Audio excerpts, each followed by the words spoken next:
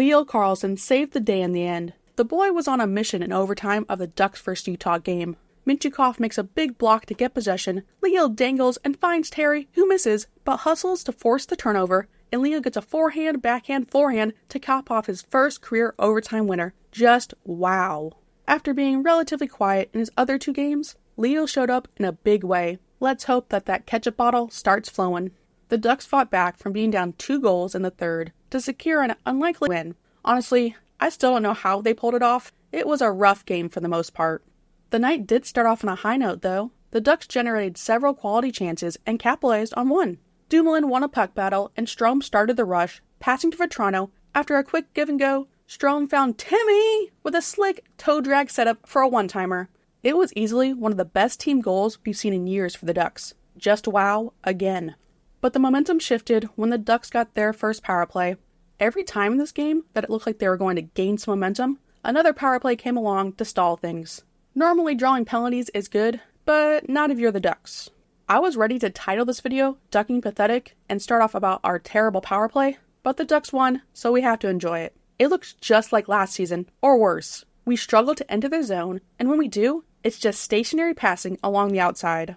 There's no movement, no creativity, and I say this with confidence, we are not pushing for a playoff spot with this system. But hey, at least we're not the worst in the league. Thanks, Buffalo. As expected, we didn't score in the power play, and Utah made us pay shortly after. Vetrano went for a hit when he should have gone for a poke check, and Leno lost a battle in front, leading to a tip goal. A few minutes later, the Ducks could not get it out of their zone, despite multiple chances to clear, leading to a penalty. We did get a shorthanded chance though, but Utah still converted. It was too easy to get to the net. The Ducks got a few good chances to end, causing a few scrums, but took a penalty in the dying seconds. So they start the second on the PK, and they killed it, but it didn't look that great. But it did seem to give them some momentum.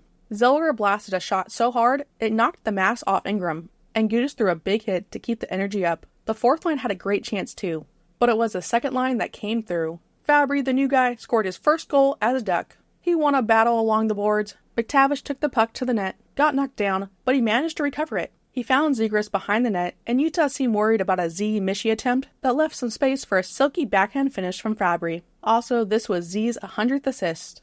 Shortly after, the refs decided not to get out the way. It would be nice if they tried to get out of the way, though. Ingram got run, but luckily got up quick enough to be scored on. McTavish wins a battle from the corner, backhands it over to Dumoulin at the blue line, who delivers a perfect pass to Minty Fresh, who places it perfectly over the pad. Then, the Ducks would draw a penalty and put their power play lines in a blender, as Gauthier was benched. More on that later, but it seemed to work. Not that they scored in the power play, of course, but they picked up some momentum in the last 5 minutes, ending the period up 3-2 still. The Ducks then drew another penalty early in the third, and even got a minute-long plus of a 5-on-3. They tried going with 5 forwards, but nothing clicked. So guess what happened? After an extended power play, several players got caught up ice, leading to a Utah 3-on-2 and another goal. We nearly had a fight between Gudas and Doan, but the ref stepped in. Gudas yanked on Doan's hair, while Doan was still holding a stick. Somehow both got double minors for roughing, but no instigator call for Doan, probably for the best.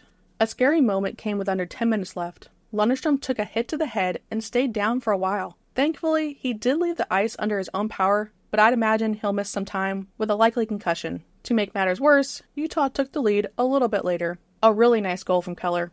The Ducks do get a bit of luck though, as Minty scores his second of the night. After a nice give-and-go between Carlsson and Killorn, Leo set up McGinn, who took Cutter Gautier's spot on the top line. Minty's shot deflected off Ingram's pad and trickled in through the 5-hole.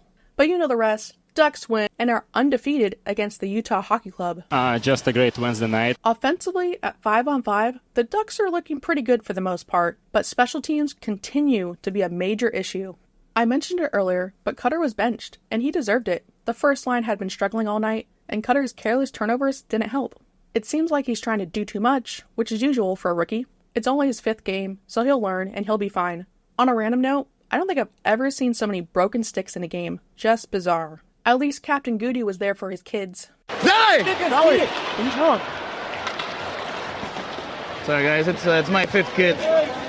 The Ducks didn't really deserve to win this one, but a win is a win. In fact, their 2 worst performances so far have somehow resulted in wins. That's hockey for ya. Some other notes, Fowler and Killorn are our alternate captains for the season.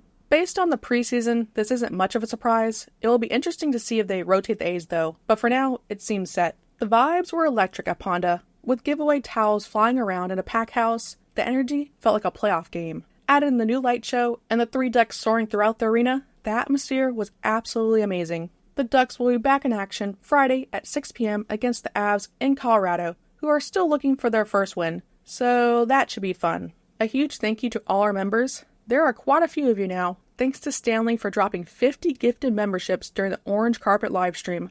By the way, the livestream should hopefully be fixed later today. There was a lot of waiting, so hopefully I can cut out enough to avoid YouTube copyright with the music. If you enjoyed the video, like and subscribe. Thank you for watching, and go Ducks! You're taking on a lot more minutes, a lot more responsibility on the power play as well. How are you embracing that role this season so far?